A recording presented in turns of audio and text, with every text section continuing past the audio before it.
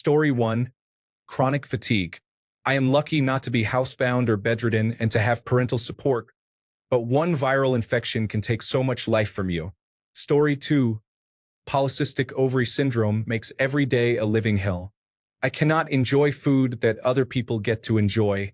I have to shave my face every day, take numerous supplements and medications, and endure a roller coaster of mood swings. Story 3. Bipolar disorder is highly stigmatized, and it is very difficult to find a medication combination that stabilizes me. Not to mention all the side effects, including brain fog, fatigue, irritability, and many others. Additionally, I will have this condition for the rest of my life. Story 4. Binge eating disorder. I have been up and down with my weight ever since I turned 18. I had dinner too early, around 5 p.m., while growing up and would binge at my grandmother's as a child to avoid being hungry at bedtime. This habit translated poorly into adulthood.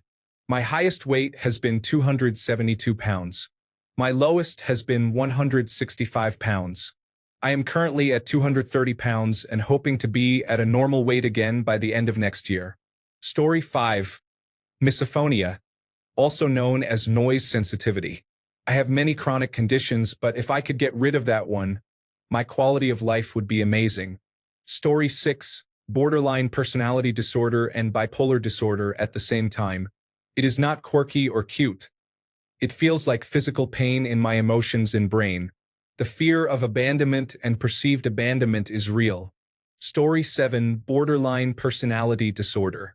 I have been in therapy for a long time, and I have reached the point where I can prevent it from destroying my relationships. However, I still experience the thought spirals and feelings of emptiness that come with it. Story 8. Depression, anxiety, attention deficit hyperactivity disorder, possibly borderline personality disorder. It is all horrible, and the only thing I want to do is end my life. I am ready for the curtains to come down.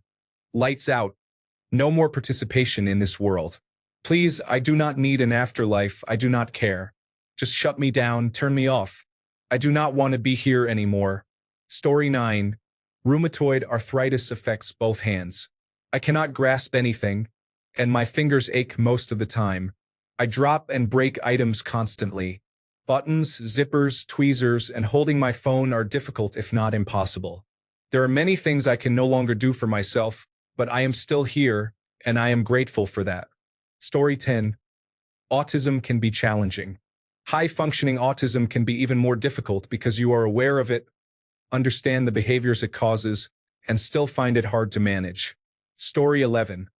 Social anxiety disorder is real, and it is surprising how people assume you are just shy or introverted. No, Karen, I am literally having a panic attack because the barista asked if I want my receipt. I have gotten better with therapy, but there are still days when ordering pizza feels like climbing Mount Everest. The mental exhaustion from overthinking every interaction is unreal. Story 12. Psoriasis. Not only does it change how people view you, through no fault of your own, it restricts you in ways you would never expect. It also causes its own form of pain and possibly arthritis. I love swimming but have not been able to go to a pool in over a decade. At best, people look at you with disgust or pity, but if you are unlucky, those people will complain to management, who will manufacture a reason to kick you out.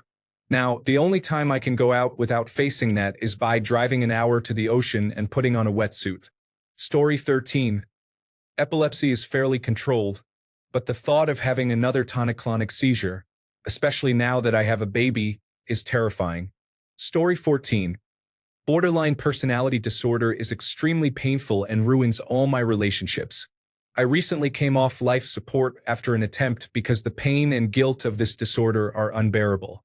I would not wish it on my worst enemy. Story 15. I have hypermobile Ehlers-Danlos syndrome, and it has been a burden my entire life, although I was only diagnosed much later in life. Symptoms are more annoying than serious so far, but many problems could have been avoided or mitigated if I had been diagnosed sooner. Story 16. Very long-chain acyl-CoA dehydrogenase deficiency is a serious condition. It is an invisible handicap that many people do not take seriously, and individuals often have to explain it to doctors. It is very frustrating. Story 17. Clinical depressive disorder is exhausting, but people think I am lazy because I have a hard time getting out of bed. It is nearly impossible not to feel hopeless with this chronic illness. Additionally, post-traumatic stress disorder is ruining my sleep with night terrors, and I feel like my heart stops at any loud noise. Story 18. Incontinence after my third child. My urologist and I are making progress, but she said there is a good chance I will never have full control over my bladder again. I cannot leave the house without a diaper on. Story 19. Type 1 diabetes is an autoimmune disorder. I hate being diabetic and having to constantly manage it. I just want to be able to enjoy things without worrying about high or low blood sugar levels or if it is too much or even the cost of insulin. I have a pretty good insurance provider right now. Story 20. Post-traumatic stress disorder. I never know when something could trigger it, and it is exhausting being hyper-aware all the time. Imagine just wanting to be present, but your mind keeps trying to take you back to events that happened 20 years ago. I have vivid dreams, and they make real life confusing. Story 21. Idiopathic hypersomnia means feeling tired all the time for no known reason. I take stimulants to help, but it is very annoying. Story 22. Does food allergy count? I just tried raw quail eggs for the first time recently, and they taste like heaven, but I am afraid a few more bites might actually take me there. Story 23. Major depressive disorder, treatment-resistant depression. Ketamine, brand name Spravato, is an effective treatment option. If you are struggling, I highly recommend it. Story 24. Hidradenitis suppurativa is an absolute nightmare to live with. It causes constant burning pain at any given time, self-esteem issues due to skin deformities, intimacy challenges because of fear of flare-ups, and trying every available treatment option only to achieve mediocre results at best. There needs to be a cure. Story 25. Hidradenitis suppurativa. I have the third stage and it is very difficult. Treatment does not help at all, and inflammation hurts greatly. It is hard to live with constant pain, fever, and weakness. Story 26. Less impactful but eczema. I have had chronic eczema since I was 12. Not feeling comfortable in your own skin, literally, is very demoralizing. I have a terrible flare-up right now and have to wear long sleeves and pants because it is such a difficult mess. Story 27. Tourette's. I have been hiding tics my whole life because I know no one will accept me for them. I am pretty successful and lucky, but the trade-off is being alone except for my spouse. At this point, it has burned me out. Tourette's also causes a low hum of anxiety that feels like driving a car without a steering wheel. I know there is a whole acceptance trend, but I really struggle with Tourette's. Story 28. Attention deficit hyperactivity disorder, obsessive compulsive disorder, and thyroid issues. I just cannot seem to lose weight and am experiencing serious health problems. Luckily, I have sarcasm and dark humor to lighten the mood. Story 29. Avoidant restrictive food intake disorder, being afraid to eat to the point of debilitating effects on my physical well-being, is a prison I would not wish on anyone. Story 30. I am diagnosed with depression, social anxiety, avoidant personality disorder, and autism. I dislike these conditions. I have somewhat given up on life and just exist without purpose. Story 31. Eosinophilic esophagitis is an autoimmune disorder where food does not pass down the esophagus properly. I have vomited at many nice restaurants because I have been unable to swallow the food, even with medication. I once had a piece of chicken lodged in my esophagus for 24 hours, and I had to go to the emergency room to have a scope to remove it. Story 32. Borderline personality disorder. The stigmatization of it is challenging, with some people treating it as quirky, while others, mostly men, refuse to associate with a woman who has borderline personality disorder. Everything hurts deeply. Normal interactions where people are even slightly mean or irritated, such as in customer service jobs, and normal losses all feel like the worst stab in the heart. People often say, just don't let it get to you. But it's not that simple. Type 1 diabetes is also difficult, especially because obtaining insulin can be a struggle. As a Medicaid user, I very likely will lose access to it without paying hundreds of dollars for something I need several times a day to stay alive. Additionally, All diabetes is often joked about as "you're fat," when living with it daily is extremely stressful. Story 33. Postural orthostatic tachycardia syndrome, constantly passing out or feeling lightheaded. Vertigo is severe. It took me years to get a diagnosis because doctors thought I was anemic but refused to do blood work. Story 34. Plain old telephone service. Just once, I would like to go wherever and do whatever I want without worrying that I will end up unconscious because of some random trigger. Story 35. Functional neurological disorder. This diagnosis often feels unhelpful. It means something in your brain is not functioning properly, but because the exact cause is unknown, no specific treatment can be offered at this time. Story 36. Bipolar disorder disrupts my life every so often. What is insidious about mania is that it feels good because your depression is subsiding. The self-destructive behavior occurs quickly. Story 37. Kidney failure. I just received a transplant after being on dialysis for 20 years. I am highly sensitized, and my depression has actually worsened, which they had warned might happen. I thought the transplant would solve my problems, but I was mistaken. I had a stroke 2 weeks after the transplant and underwent another related surgery less than 2 months ago. This is honestly the most depressed I have ever been, which makes it worse because, despite my gratitude for this opportunity, I feel extremely guilty about being unable to be happy. Story 38. Obsessive-compulsive disorder, especially in my case, involves counting letters in words. My brain subconsciously counts letters and signs on the way to work and always wants the number of letters to be even because, for some reason, I dislike odd numbers. It happens as soon as I see a sign, and honestly, it would be nice to turn that off because it is unnecessarily exhausting and annoying. Many other obsessive-compulsive disorder behaviors occur as well. Story 39. I don't know what I have. I have never been diagnosed. I can't sit still. I play with my hair, pick at the skin around my nails, swing my legs, or rock in a chair. I am a 51-year-old female, and it is getting worse. I am trying very hard to slow down my brain and stop these behaviors. My husband calls them tics. He told me this recently. Story 40. Diabetes is a constant concern regarding what I eat and its effect on my blood sugar. Anxiety and depression lower my energy and tolerance for stress. Overall, managing my daily energy levels is a constant challenge. Story 41. Ehlers-Danlos syndrome, postural orthostatic tachycardia syndrome, rheumatoid arthritis. Irritable bowel syndrome, novalbladder. Asthma, a colonized lung infection. It is difficult to live with these conditions. Story 42. Multiple sclerosis. I am lucky that I do not have many symptoms, but the ones I do have drive me extremely crazy. Story 43. Crohn's disease worsens with stress. When you are stressed, you may experience severe bleeding and difficulty drinking water. I lost my father, a friend, and had a miscarriage in less than 6 months, and I almost died from blood loss caused by stress.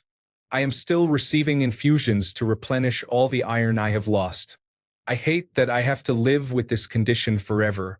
I cannot even afford to eat what I want without feeling like glass is shattering in my intestines. Story 44. Hyperhidrosis is a condition characterized by excessive sweating beyond what is needed for normal body temperature regulation. It can affect various parts of the body, including the palms, soles, underarms, face, and scalp.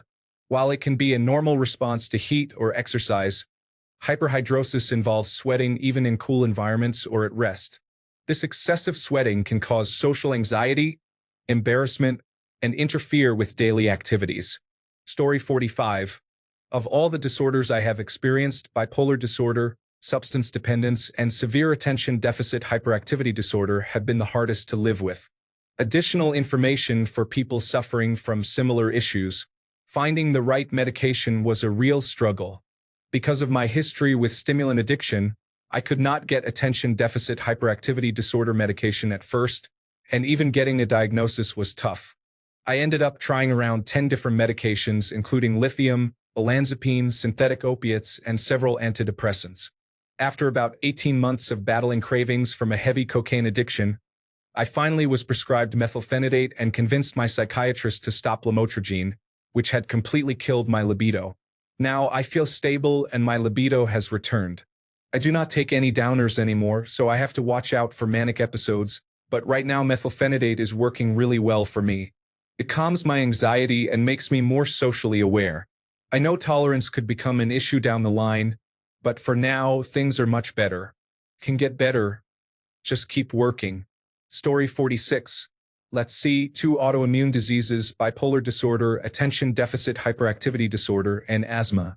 Honestly, I would rather not exist with all of these issues. Story 47.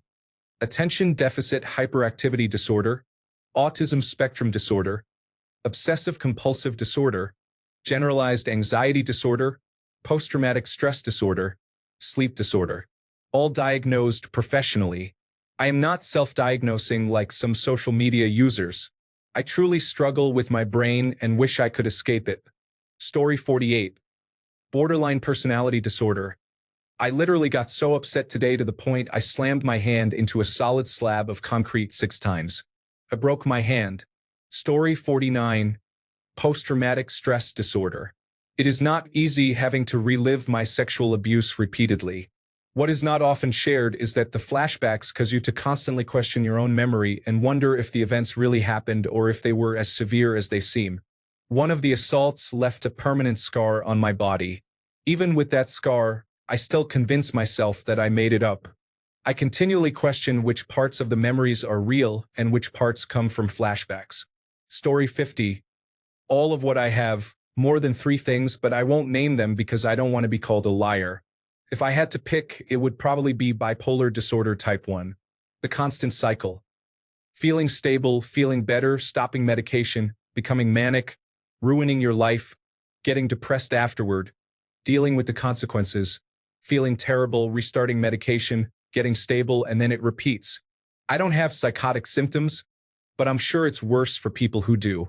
I'm 18 and bipolar disorder gets worse if not medicated, which I'm not because I dislike medication. So I'm literally just waiting for the worst. This is not something that goes away with therapy. You can learn to cope and manage it, but it will never fully go away. Even on medication, you can still have manic and depressive episodes. No matter what you do, bipolar disorder will always be a part of you, no matter how much you try to get better. If you choose not to manage it, then you are perceived as just as bad. It's difficult. I hate living with it. Story 51. For me, it would definitely be my immune thrombocytopenia. I have to get blood tests every week, and I have to get injections every week to keep my platelet count in the normal range. Story 52. Cyclic vomiting syndrome and my hypothyroidism. I lost another 8 pounds, and while I get advertisements for weight loss drugs all the time, I don't need to lose weight. I need to gain it, which is a problem when you barely feel hungry. Exercise doesn't make me feel hungry. Not even skipping meals for 2 days. My hypothyroidism makes me feel tired, which is hard to explain to people. Yes, I got 8 hours of sleep, but I feel like I could sleep 8 hours more. I haven't been to a movie theater, which was my hobby, since 2021 because they are too cold due to the weight I've lost. I have no gallbladder, which means I can't handle fatty foods, oily foods, or anything greasy. Story 53. Obsessive-compulsive disorder is ruining my life to the point where I count the wrinkles on the bottom of my feet every night before bed. I am not sure how much longer I can live like this. Story 54. Idiopathic hypersomnia is very challenging. You feel tired all the time, no matter how much you sleep, and you experience cognitive processing difficulties. Sleep deprivation can reduce intelligence quotient by 15 points after just 5 days. Sleep inertia makes it hard to wake up in the morning. You simply feel unwell. People around you may think you are lazy or depressed and suggest you try harder or get more sunlight. Those suggestions do not work, but attempting different solutions can sometimes make you feel even more tired. Story 55. Attention deficit hyperactivity disorder. I am convinced attention deficit hyperactivity disorder is how the world limited people with autism, and then it just spread from there. Story 56. I have anxiety and depression, which I really think is obsessive-compulsive disorder. I am a little bit of a hypochondriac. Oh, I also have acid reflux. Story 57. Post-traumatic stress disorder. It has gotten easier over the years with therapy and medication, but it is still very hard. I have other conditions as well that make it worse and worsen when I am stressed. It feels like a revolving door of physical and mental pain. Story 58. Spasmodic dysphonia. My family is used to my voice, but talking to strangers, talking on the phone, and talking at work is very difficult. Story 59. Panic disorder and generalized anxiety disorder. I am here, but I am not really living or having a good time. Nonetheless, I persistently keep living an active life. I am just feeling hopeless and miserable a lot. Story 60. Addiction runs in my family. I am a recovering alcoholic with 3 years of sobriety. I also experienced it as a child when my mother relapsed after 6 years of sobriety. Currently, I have to live with the fact that addiction took my brother. It is a horrible affliction, and it is in my genes. Story 61. I would say my post-traumatic stress disorder and bipolar disorder, but honestly, I think my Ehlers-Danlos syndrome is what takes me to the edge and gives me suicidal ideation. Watching it destroy various parts of my body and living with constant pain and fatigue leaves me desperate for a way out because I know it will never end. Story 62. Anxiety is currently under control. Avoidance/restrictive food intake disorder. I would love to not see food solely as a means of survival and to actually enjoy it. Story 63. Scoliosis. I am not even 30, and my body hurts all over. I cannot imagine how I will feel at 60. I can feel how unevenly my body moves with every step, and even sleeping is uncomfortable. Story 64. Ehlers-Danlos syndrome makes life excruciating even though I look fine overall on the outside. I keep getting asked by family, when will the doctors I've had to fight to see finally fix my legs? They'll never be able to completely. I know I am giving 110% in life, but it constantly comes off as 60%. I do physical therapy to keep muscle, but it will never help me be fixed. I will always have this issue dragging me down, and others tell me to just ignore it like that's even possible. It is frustrating dislocating my wrist while eating a burrito and experiencing many other instances throughout a normal year of activities. I am in constant agony and am made fun of for always being weak or in pain. My husband, friends, and siblings understand and do their best to help as needed. I am hyper-independent as the first child, and dealing with this condition is annoying. It affects everything, and when people laugh it off, it hurts. Story 65. Lichen sclerosis. Lichen sclerosis is an autoimmune disease that destroys certain mucous membranes, causes extreme pain. Reaching a diagnosis can be very difficult. For most people, the medication works well, but not everyone gets relief. The condition can cause disfigurement. Story 66. Essential tremor. I inherited a tremor disorder and became symptomatic at 5 years old. School was a challenge, and I had to drop out of nursing school. It has caused people to think I am an alcoholic, drug addict, or extremely nervous. I have had to explain my condition to every boss and my coworkers. It makes various situations extremely embarrassing, from signing a document to eating or drinking in public. Thanks a bunch for sticking around till the end of the video. Remember to subscribe, and until next time, stay awesome and goodbye.